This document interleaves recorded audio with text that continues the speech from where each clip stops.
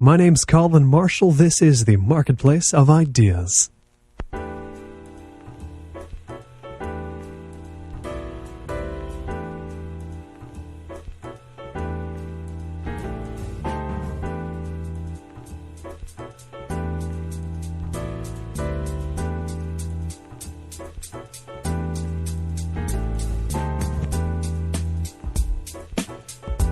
This week, a conversation about online journalism, travel writing, and H.L. Mencken with Jason Wilson, editor of The Smart Set, a new online publication from Drexel University. He's also the editor of the Best American Travel Writing series of books. The Smart Set is not depressing. It's a very fun site, but we are definitely not into the uplift, and that is definitely something we share with the original Smart Set. The editors were not into what they considered. They always considered the uplift in capital T, capital U, the uplift. So we're definitely not into that. But the other thing is, you enter into a story, and there's a complexity of ideas that I think most consumer magazines try to just sort of iron out. And we like to embrace the complexity. And I'm not saying complexity for the sake of complexity or making them inaccessible, but I think in a lot of commercial magazines there's an impulse to sort of remove the personal voice, the I, out of feature stories or out of stories that run in departments of magazines, and I can actually understand that, because you have a magazine, it's on a certain topic, you have advertisers, you're trying to deliver something to readers, and there's not room for this sort of the personal voice, which sort of complicates a story and makes it a little more complex. But I think you lose something as well, and that's why the Smart Set exists. I mean, because we're different than that. We're an alternative to that. Every single interview from the Marketplace of Ideas is available on our online archive. Visit us at www.colinmarshallradio.com/marketplace. You can download each show, or you can stream any of them in your browser. Join the International Marketplace of Ideas listening community by adding yourself to our Frapper listener map. The link is right on our front page, colinmarshallradio.com/marketplace.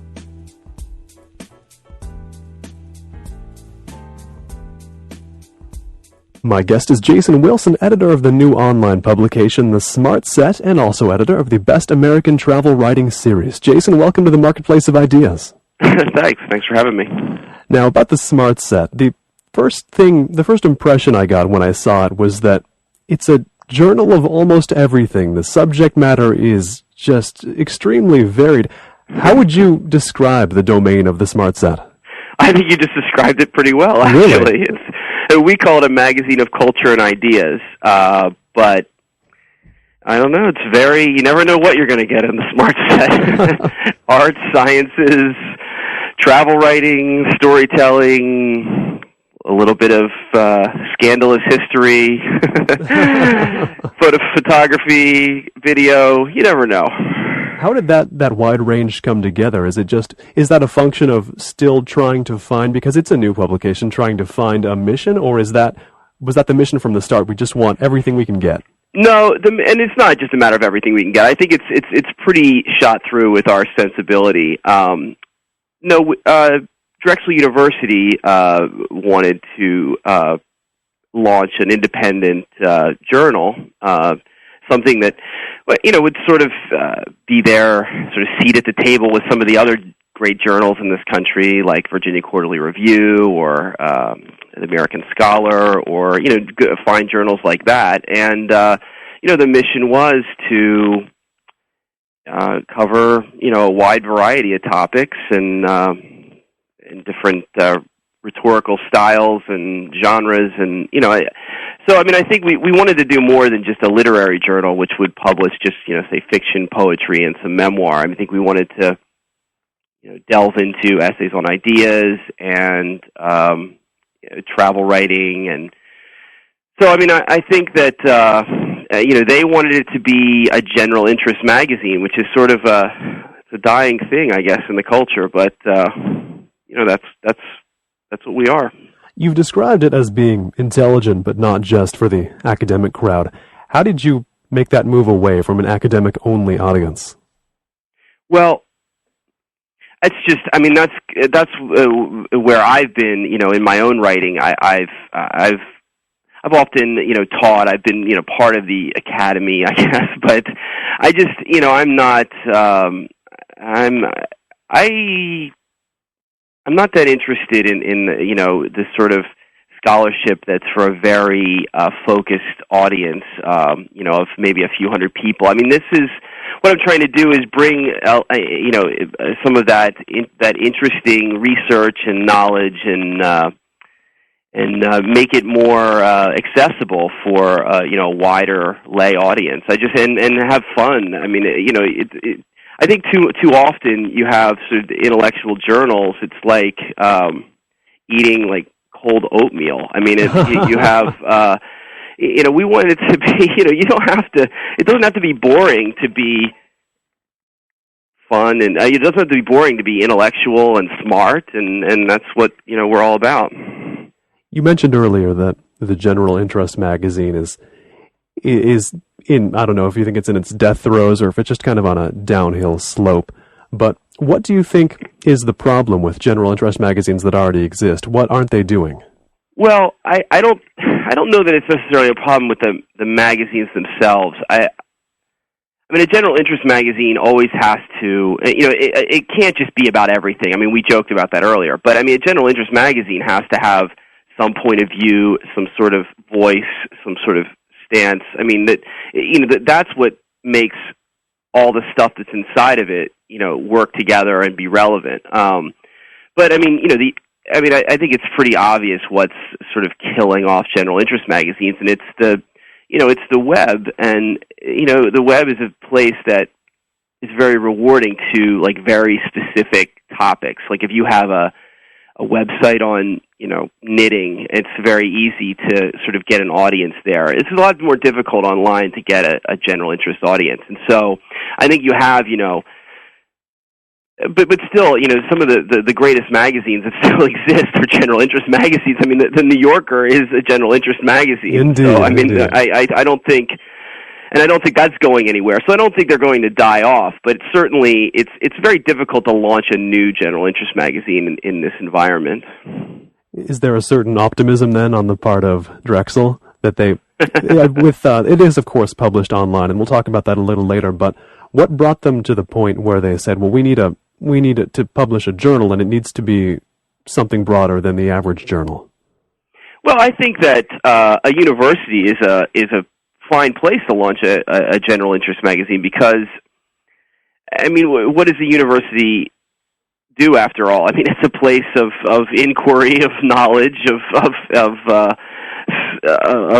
seeking answers, and it can exist sort of separate from the marketplace in many ways, and so we're not under the same sort of publishing, we don't have to go out and chase ads the same way a commercial magazine has to. So, I mean, this is a great laboratory in a way to sort of see what can work online and what can what sort of general interest magazine might work online. I mean, we have the resources, and Drexel's been very generous with that, and we're able to kind of publish. We're able to try different things every week if we want to sort of see what's going to work and what's not. Now, how did they find you as the editor? How did they know that you were the one to do this magazine? I don't know. If you have any speculation, I know they don't always tell you. Well, I mean,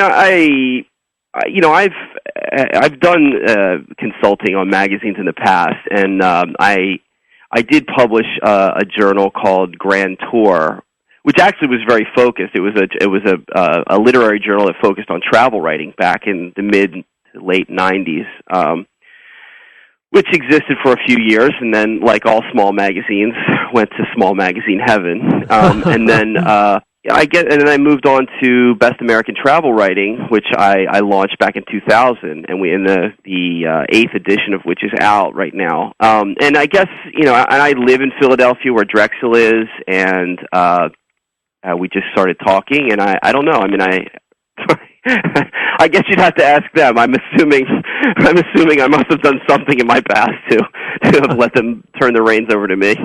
With your travel writing background, what do you think that brings to a general interest magazine? What sort of an eye for pieces does your travel writing background give you?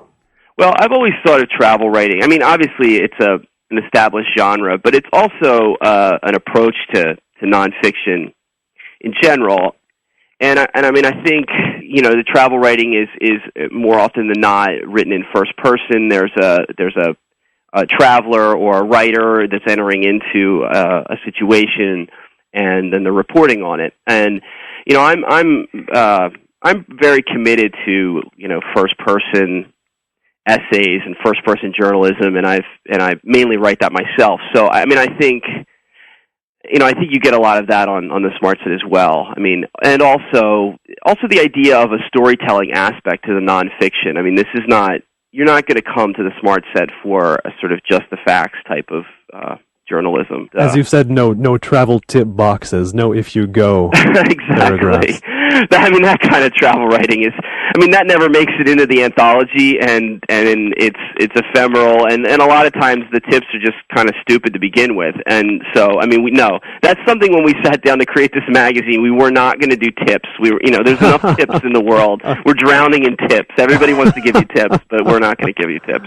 You're going to have to figure it out yourself. It's a very narrative-centric sort of a publication then. I've read almost all of the material you've got on the site, and I don't know, is it all first person? I can't quite recall if it all is, but I certainly have the feeling that it all is. Some of it is not. I mean, we have a history column called Tony's Secret Cabinet, which is not, and a couple others. I mean, we run cultural criticism that often isn't first person. We have columnists, and certainly there's an eye that's present. But I mean, it's not. I don't want to give the impression that the Smart Set is a place where there's these tawdry confessional memoirs that are being published. I mean, that's not the kind of first person we're really doing very much of. And I noticed something else that I really like about the Smart Set is a certain apoliticality. I don't know if that's intentional or just that's been the case thus far. Yeah, I mean, I think we're not covering politics per se. I mean, I think... Yeah, but some journals will put politics into absolutely everything. That's true. And I don't know. I mean, it's certainly not partisan, and that's something we've specifically set out to do. And I'm more interested in sort of the ideas at the heart of this, and people can. It's interesting. I mean, people can lay their own politics on it. I mean, we've been. We've been blogged by The Nation, and we've been blogged by these super conservative sites. So I don't know. I mean, we're presenting ideas and reporting on things, and I guess that's the great thing about the web. I mean, so you're one layer away, and your piece gets linked, and it becomes sort of a something that's interpreted one way or another very quickly, So I was going to talk about the sort of online online publicity that you get, and how I found out about it was a link that you got from Arts and Letters Daily, of course, which with the huge readership they have. I don't know how much they've done to increase your readership, but I imagine they've given a pretty big chunk. Oh yeah, they've been Arts and Letters Daily has been very good to us, and we love the site. I mean, that we Arts and Letters Daily was one of the things we looked at when we were creating this magazine as the kind of stuff we liked reading online. So I mean, I guess it's no coincidence that we sort of are. We're linked there. We've been linked there a number of times at this point, and yeah, it's really been helpful for sort of increasing our visibility. I was going to say, it seems almost like a site tailored to carry pieces that would be liked by Arts and Letters Daily, which is good because they like good stuff. Exactly. So everybody wins, I guess. Now, what else do you get online as far as free publicity in that same way? You get a lot of blogs, you said? Anybody who's publishing online knows that's where a large part of the traffic comes from. I mean, most of the traffic comes from is your ability to get links on other people's sites is how traffic is driven. So we've had beyond Arts and Letters Daily. I mean, there's places like Fark.com, which is a huge aggregator of content. A site like Three Quarks Daily is sort of like it has a different slant, but it's sort of like AL Daily. And then bloggers like Andrew Sullivan at The Atlantic or Utney Reader, or we've been linked at all these places and many others. And that's just that's really how we've been getting the word out. With the blogosphere behind you like that, has there been a whole lot of need to do any conventional promotion? Not so far, no. I mean, just minimal stuff, and mainly it's to attract writers rather than, no, we haven't done a traditional ad campaign or direct mail or anything like that, which is, the beauty of being online. I mean, you don't have to. Exactly. Now, I want to go back to the roots of the Smart Set, and of course, the Smart Set shares its name with the original, the Smart Set, published, if I got this wrong, correct me, between 1900 and 1930.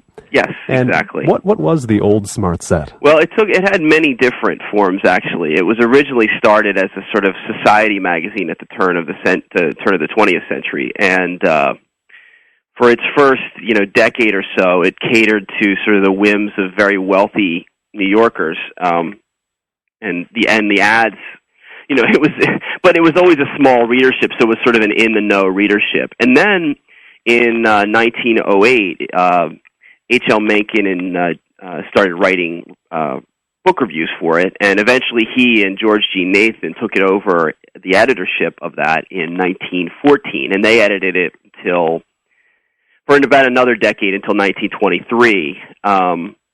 And that was sort of the heyday of the Smart Set. At the time, I mean, it was sort of a precursor to the New Yorker.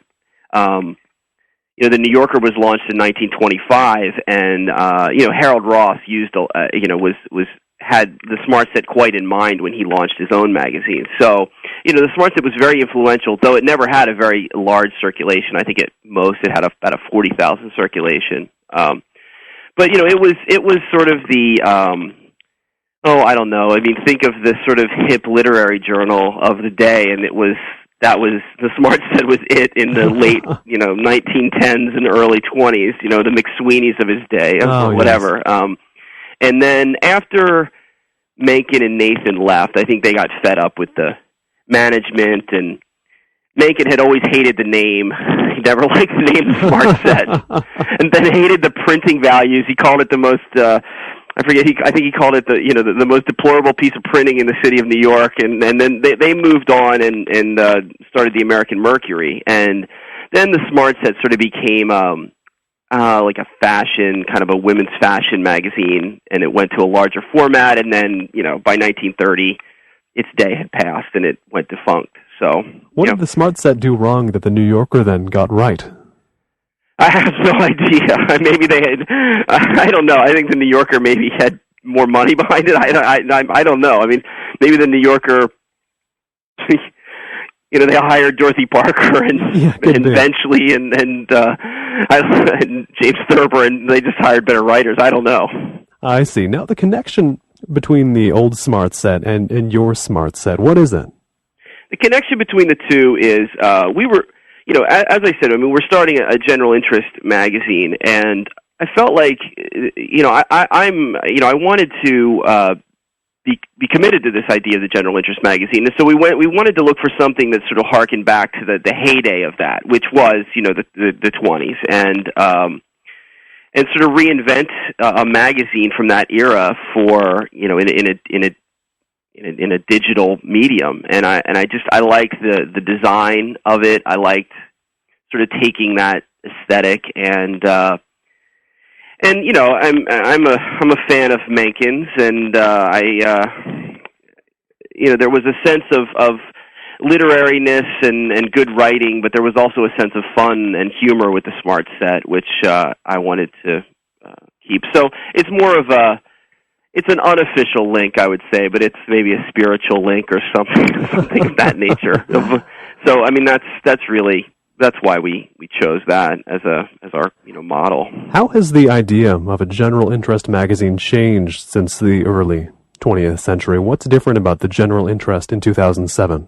Well, I mean, the Smart Set's kind of interesting. I mean, the original Smart Set was built around, the writing of Mencken and Nathan, and Mencken wrote on books and Nathan wrote on theater. And it was suggesting that there were enough people at that time who really cared about reading, full-length, interesting book reviews and theater reviews that that you could build a magazine around that. And, that obviously has changed. I mean, theater has been, and books have been usurped by other forms of entertainment.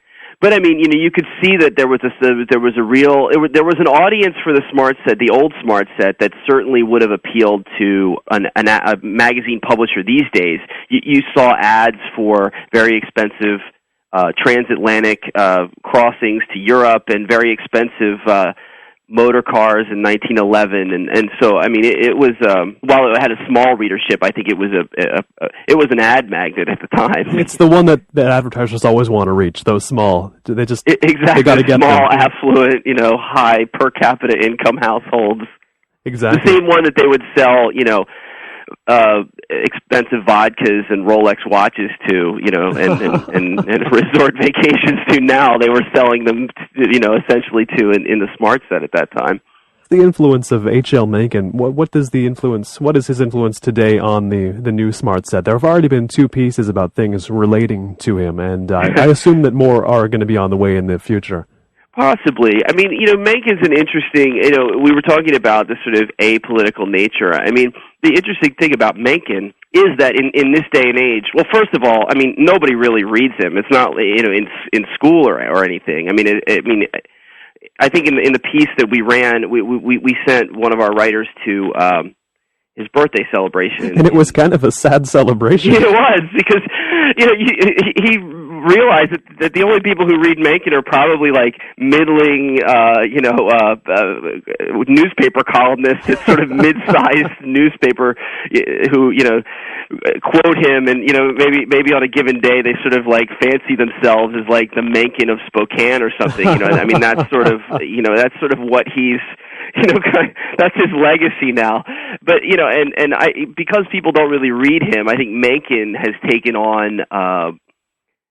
He's this sort of idea or this thing that is open to interpretation. I mean, he's been seized by the right, he's been seized by the left. He was rather apolitical. I mean, when you came down to it. As the editor of the Smart Set, who was H.L. Mencken to you? Well, I mean, I think he was a great cultural observer, and he was he was very cynical and crotchety, like I am, I guess, and he's, he sort of an old man before. As a young man, he acted like a crotchety old man, which I guess I'm sort of like that. But also, I mean, he saw the value in the smaller things that were going on, the sort of the cultural or social ideas that were going on, and seeing how those were often, more important than, or as important or more important than the sort of political, the very forthright political partisan battles that were going on then. And so, I mean, I kind of feel the same way. I mean, the thing about the Smart Set, our Smart Set, is that,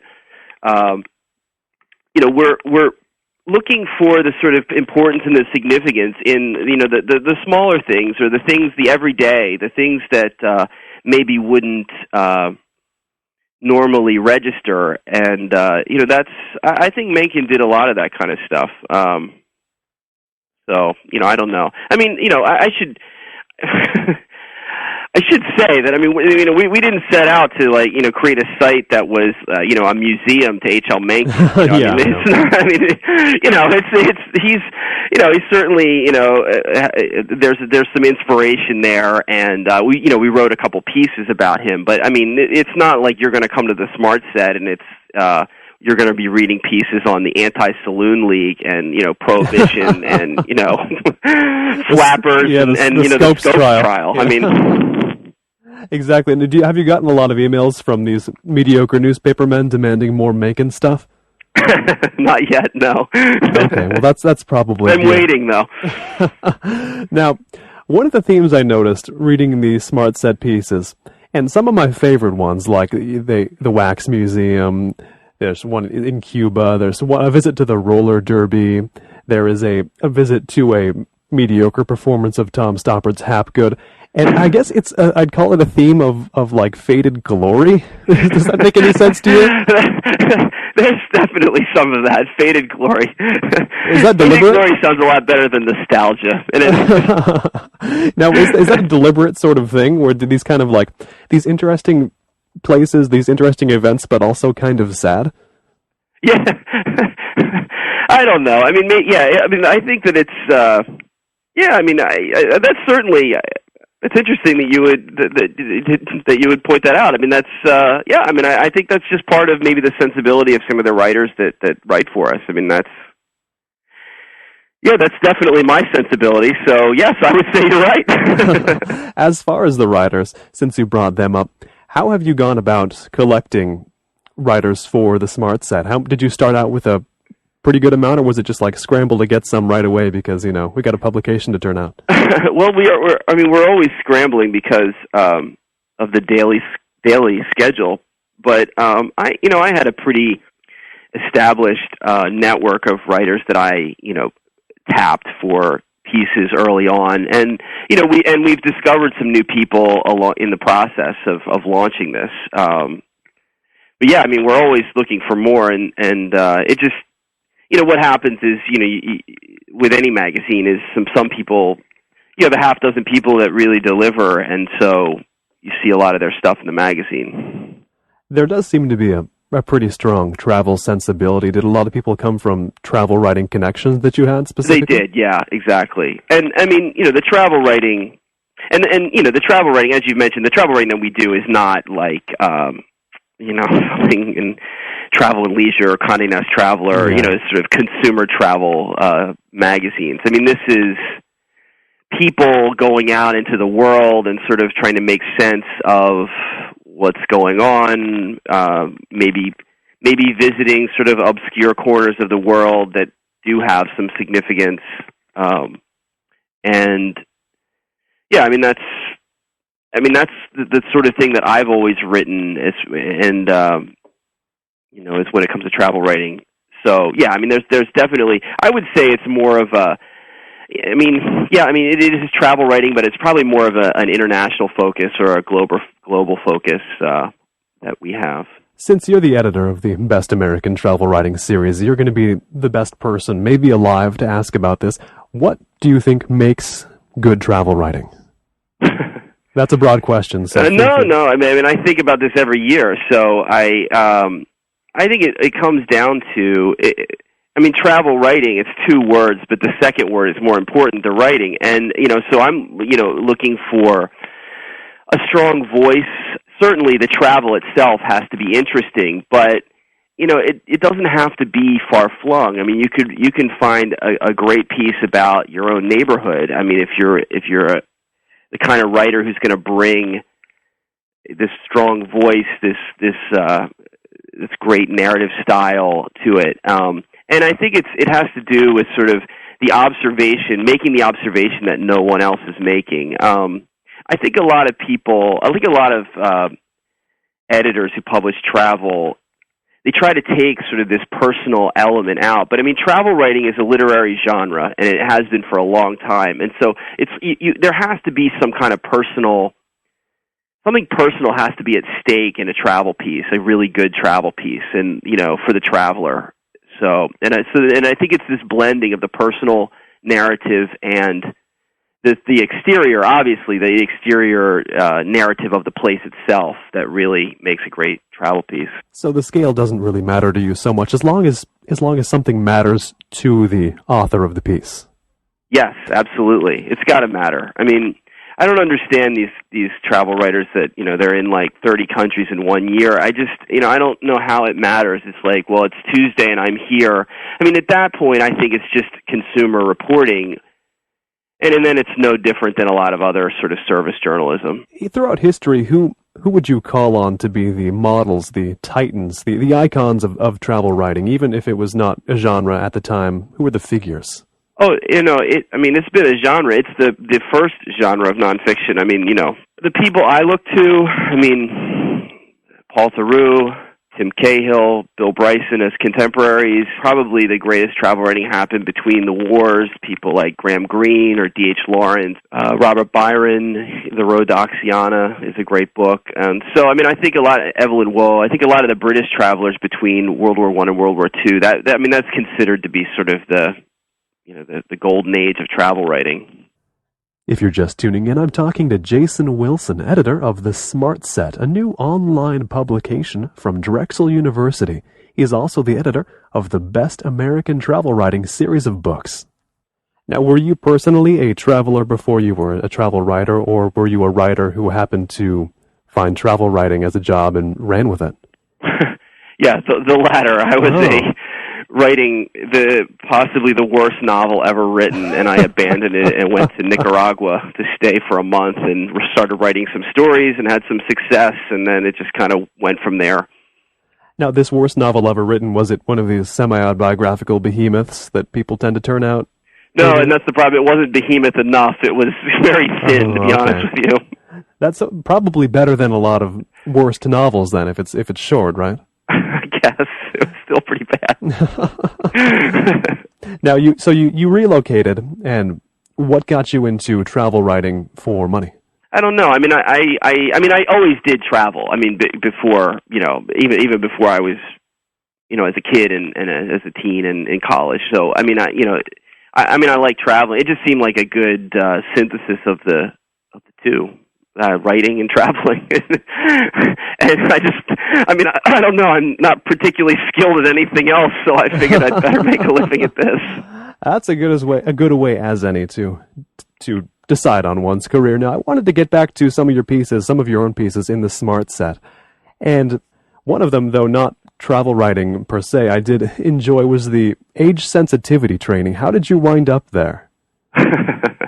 A year or two ago, maybe 2 years ago, I somehow stumbled onto this beat, like the old person beat, and I had been in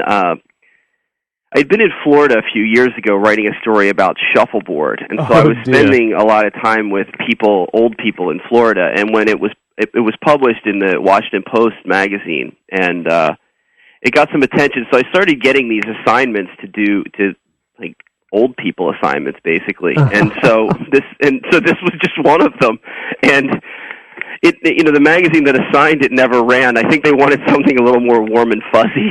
Yeah, it's not what you'd call a particularly warm and fuzzy piece, but you certainly bring the experience across to the reader. Yes, well, thank you. But I mean, so that was. I mean, I had, and I think the other piece that's on the site is from that same era, which is about going to visit centenarians in Sardinia. Yeah, that was what I was going to bring up next. That was another, I guess, a very old person piece. You'd call that. Yes, very, very much so. It was just another story on the beat, the old person beat. Which of those did you learn more on? Just out of curiosity.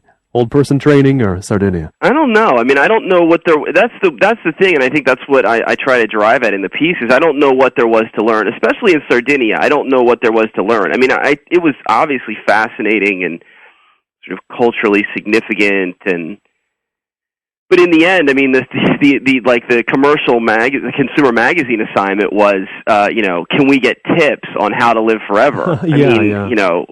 And I don't know how to unlock that mystery. I got home and I just couldn't even begin to answer that question. I mean, I had an editor emailing me and saying, like, do they drink soy milk? Should we tell people to drink more soy? And I just thought, I mean, I don't know, barging in on these 107-year-old people in Sardinia and asking them, like, how did they live forever? I mean, they didn't know any more how they live forever than scientists know or anybody knows. I mean, it's a mystery, and that's the great mystery of aging. And so, I mean, I guess I learned a little more on the aging sensitivities story.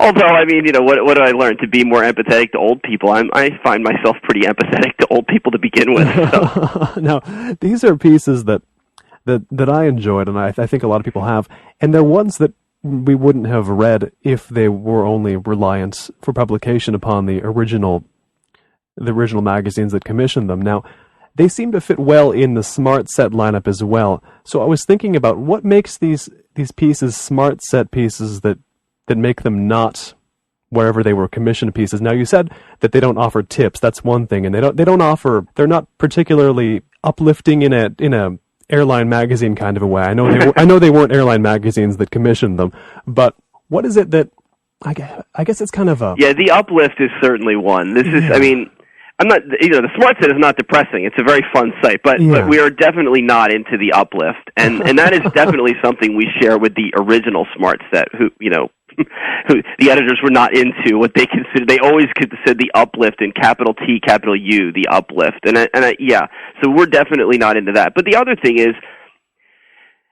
you enter into a story, and there's a complexity of ideas that I think most consumer magazines try to just sort of iron out, and we like to embrace the complexity. And I'm not saying, the complexity for the sake of complexity or making them inaccessible, but, it's one thing.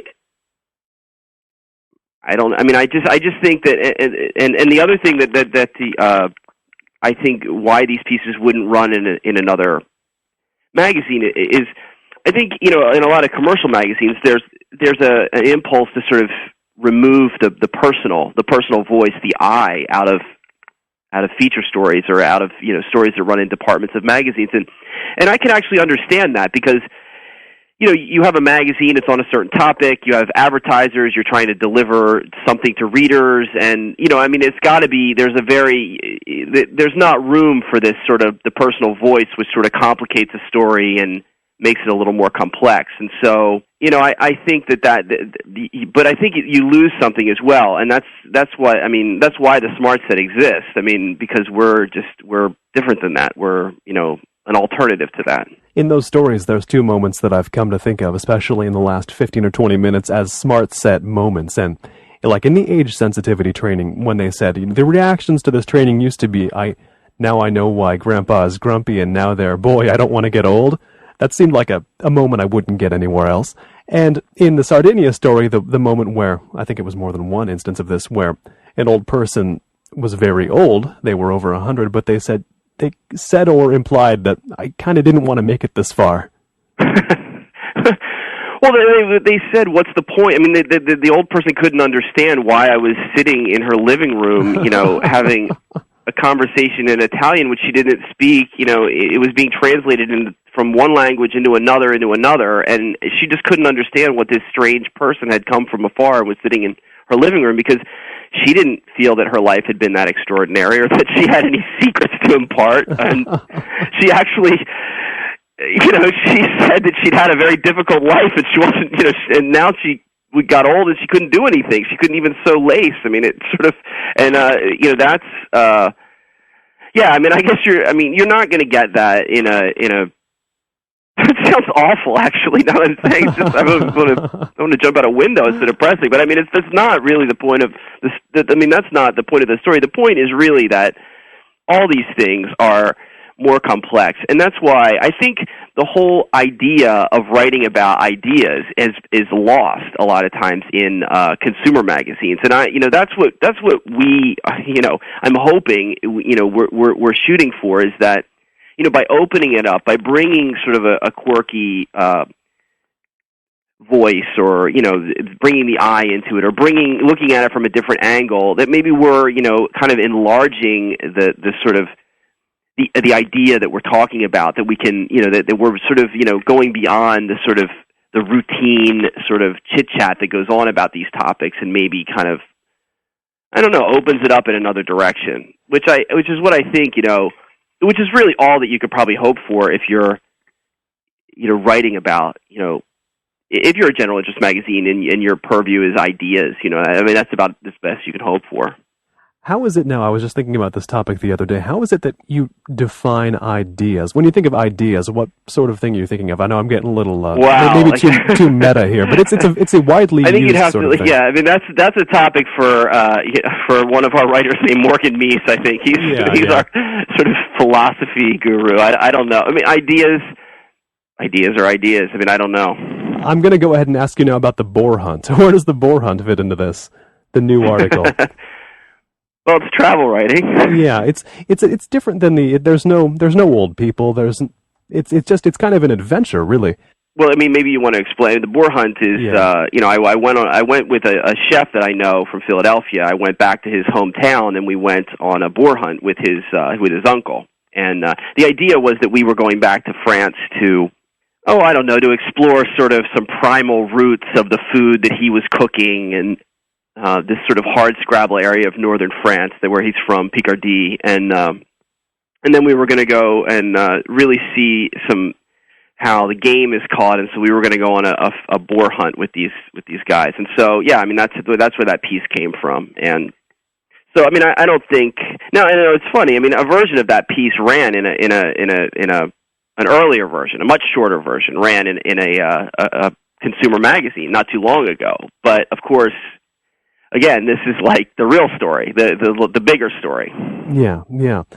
It lets all the details coexist that maybe another publication would not? Yes, but also it's hard to talk about because it's a very, the piece has several ideas at work that, I think that if you're listening to this, you should go read it. I'm not going to tell you what the ideas are, but I mean, I think that there's a little more going on than just like, ho, we went on a boar hunt. I mean, I think that, I'm talking about sort of this, the relations between the French and Americans, and the difference and the way we sort of see our food culture versus a traditional continental food culture, and I think that's all there in the piece.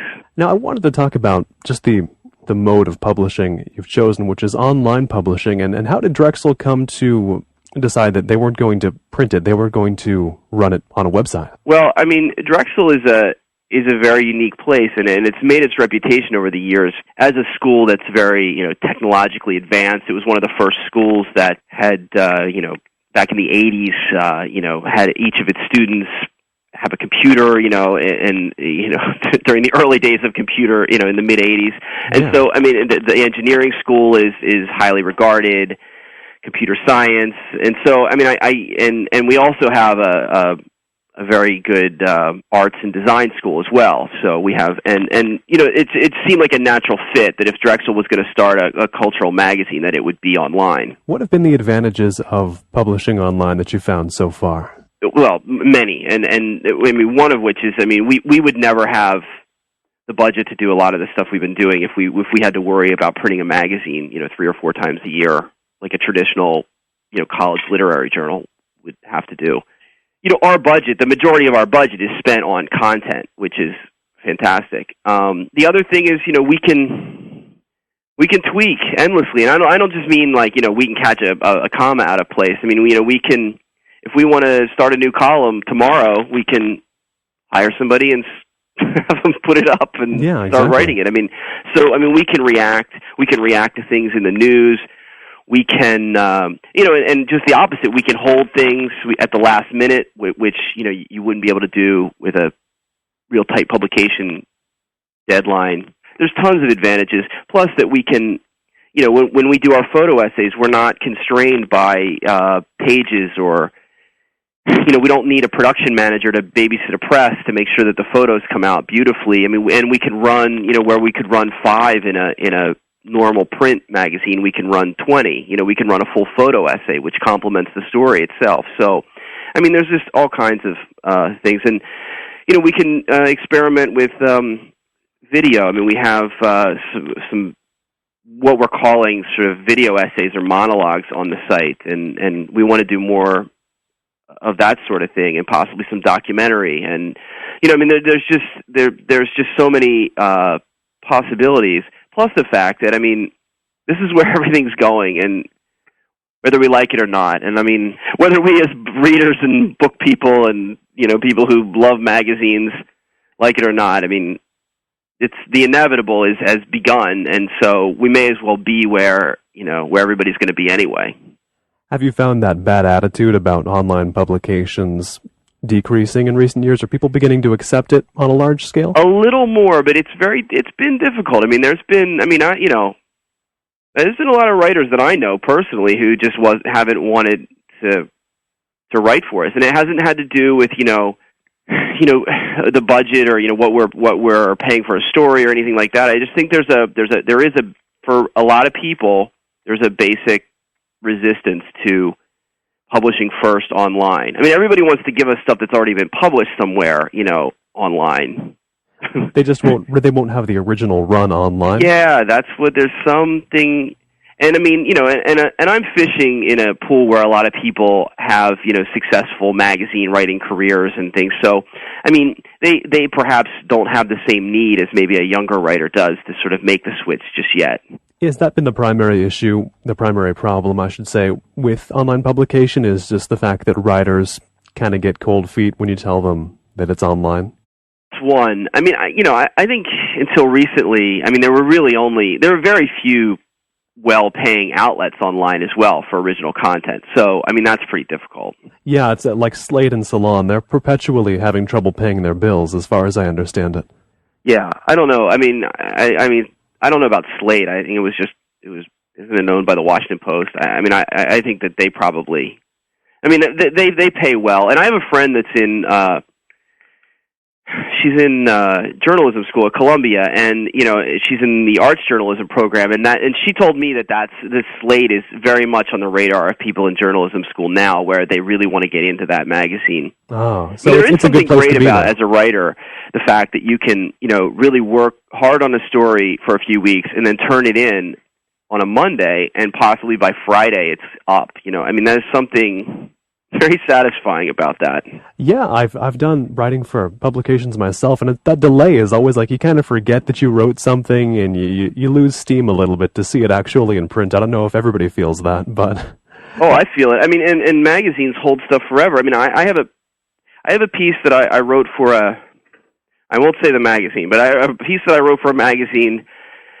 And they sent me on a very expensive, trip somewhere, and I wrote the story, and it's been accepted, and I've been paid, and they've outlaid all this money, and now we are going on about 2.5 years that they've still held the story. So wow, and that's 10 to 14 months is not unheard of. That's pretty standard to hold 9 months, 10 months, a year more. That's. Yeah, does it still have a chance of actually seeing publication, or is this kind of like we're slowly sending it to the graveyard kind of tactic? Oh, I have no idea. Maybe they hate it. I don't know. If they want to kill it, that's fine. I'll rewrite it and sell it somewhere else. I'm not really concerned about it. I just find it strange that you would commit those kind of resources. We don't have that ability here. That's one thing. When we assign something, we have a target date because we have to put something up every day. Yeah. So, it's not the kind of ours is not the kind of place where stuff's going to sit around like that. So it's just a different way of doing things. One very different aspect about the Smart Set in terms of being an online publication is that a lot of attention has evidently been paid to the visual aesthetics of the website. And was that always a concern, that it be a good looking as well as good reading online publication? Yeah. So you're saying it's good looking? I looked at it the first time I saw it. That was actually the first thing I noticed, was that it wasn't just some website. It had a coherent look. It was consistent. I would always recognize the Smart Set site. Yes, that was it was a huge concern of ours, because I really see the Smart Set as moving. I don't know. It's moving the next step. You've had this huge blog revolution that's happened over the last 5 or 6 years, and it's great, and and the blogs are great. But you're right. There is a certain sameness, and I think that only has to do with because of the budget. People, they take an open source, blog software, and they start blogging, and that's really the beauty of blogging. But we didn't. This wasn't a blog. This isn't a blog, and so we didn't have.